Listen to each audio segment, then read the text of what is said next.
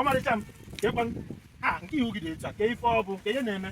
Nna anyị obi adị ọmụma N'ezie, kemgbe m bịara obodo a, my kids have not been participating in any cultural activities and I'm not happy about it. that is not a problem.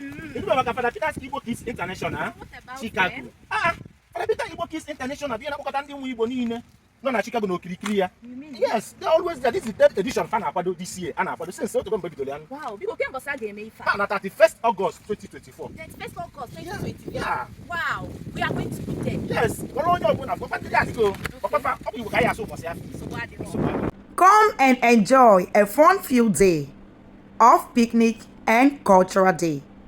Starting from 12 p.m.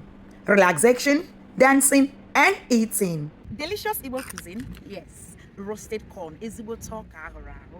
Ka ọ bụzi ọmalịcha ji Igbo, moi moi, fried okwa, ife olili ka nkụ. Echefukwana na anyị ga-ata anụ ọkụkọ, azụ, yes.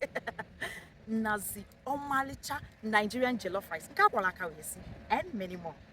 Watch our Igbo kids born in diaspora showcasing their cultural heritage. Ka ikili ụmụazị Igbo amụrụ na mba ofesi ka ha na-egosipụta ejirimara ndị Igbo dị iche iche. Dịka traditional dancing and wrestling, storytelling, ya ka ife bụ ụmụ anyị na-akọ akụkọ ụwa. Echefukwana na ha ga-akụzili anyị ihe maka ọjị nakwazi otu Igbo si agụ.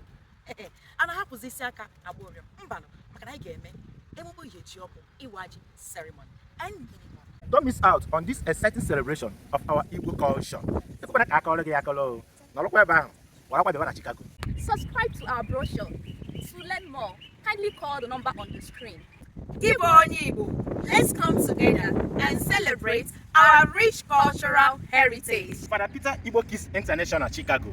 Ọnụrụ karịa ibe ya o, onye agbadokwana nke a o.